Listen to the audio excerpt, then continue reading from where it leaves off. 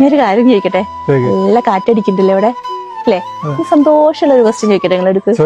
നമ്മുടെ ലൈഫ് ഇപ്പൊ നല്ല റാഹത്തായിട്ടല്ലേ പോണത് അല്ലേ? ഞാൻ അങ്ങോട്ട് അങ്ങനെ തന്നെ ആവട്ടെ കേട്ടോ. ഒരു ക്വസ്റ്റ്യൻ ചോദിക്കാണ്. ഇൻ കേസ് എനിക്ക് എന്തെങ്കിലും സംഭവിച്ചാല് നിങ്ങൾ വേറെ കല്യാണത്തിനെ പറ്റി ചിന്തിക്കോ? അതായത് ഞാൻ മരണപ്പെട്ട് കഴിഞ്ഞാൽ തീർച്ചയായിട്ടും 100% ഞാൻ വേറെ കല്യാണം. അങ്ങനെ സന്തോഷമുണ്ടോ ക്വസ്റ്റ്യൻ കേട്ടിട്ട്? അങ്ങനെ അതൊരു സാഹചര്യമാണ്, എന്തായാലും നമ്മൾ ചെയ്തേ പറ്റൂ. ആണിനെ അപേക്ഷിച്ച് പറഞ്ഞാല് ഒരു പെണ്ണില്ലാതെ ജീവിക്കാൻ, അതായത് ഭാര്യ ഇല്ലാതെ ജീവിക്കാൻ ബുദ്ധിമുട്ടാണ്. തിരിച്ച് നീ പെണ്ണാണല്ലോ, എനിക്ക് നീ സംഭവിച്ചു നീ വേറെ കല്യാണം. അല്ല, അതിനെപ്പറ്റി ഞാൻ പറയാട്ടോ. നിങ്ങൾ പറഞ്ഞൊരു വേർഡില്ലേ, ഒരാണിനൊരു പെണ്ണില്ലാതെ ജീവിക്കാൻ ഭയങ്കര ബുദ്ധിമുട്ടാണെന്ന്. അത് സമ്മതിച്ചു തരാൻ നിങ്ങൾ ആണുങ്ങൾക്ക് കുറച്ച് കുറവുണ്ട് അല്ലെ? കുറച്ചത് പറഞ്ഞുതരാം. അത് എന്തുകൊണ്ടാന്ന് എനിക്കറിയാം. ചോദിച്ചപ്പോ അതിന് നല്ല ഫ്ലുവന്റ് ആയിട്ട് ആൻസർ പറഞ്ഞെന്ന്. ഒരാണിന് ഒരു ഭാര്യയായിട്ട് തന്നെ വേണമൊക്കെ എല്ലാ കാര്യങ്ങളും ചെയ്തു തരാൻ.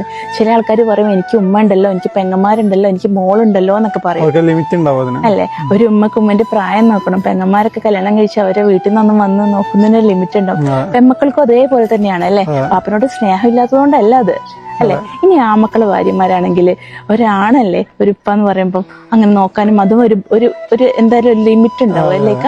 അപ്പൊ ഞാൻ ആഗ്രഹിക്കുന്ന എന്റെ ഭർത്താവ് വേറെ കല്യാണം കഴിക്കണം തന്നെയാണ് കേട്ടോ മക്കൾ. കാരണം എന്റെ മക്കളെ അല്ലെ, ഒരു മക്കളെ വെച്ചോണ്ട് വീട്ടിലെ കാര്യങ്ങളും മക്കളെ കാര്യങ്ങളും എല്ലാം നോക്കാൻ ഒരാണിന് കഴിയില്ല. പുറത്ത് നമ്മളെ ജോലി ഉണ്ടാവും അല്ലെ?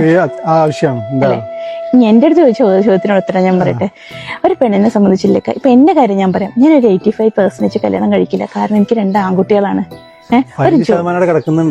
ഉണ്ട്. ഞാൻ അത് വരാം. 2 ആൺകുട്ടികളല്ലേ എനിക്കുള്ളത്.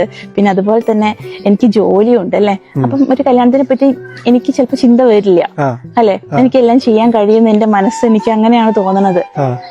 പക്ഷെ ഈ ബാക്കി 15% എന്റെ വീട്ടുകാർക്കുള്ളതാണ് അല്ലെ? അവർക്ക് എന്നിലൊരു പ്രതീക്ഷകളും ആഗ്രഹങ്ങളൊക്കെ ഉണ്ടാവില്ല. അപ്പൊ ചിലപ്പോ നിന്ന് കൊടുക്കേണ്ടതായിട്ട് വരും 15% കേട്ടോ.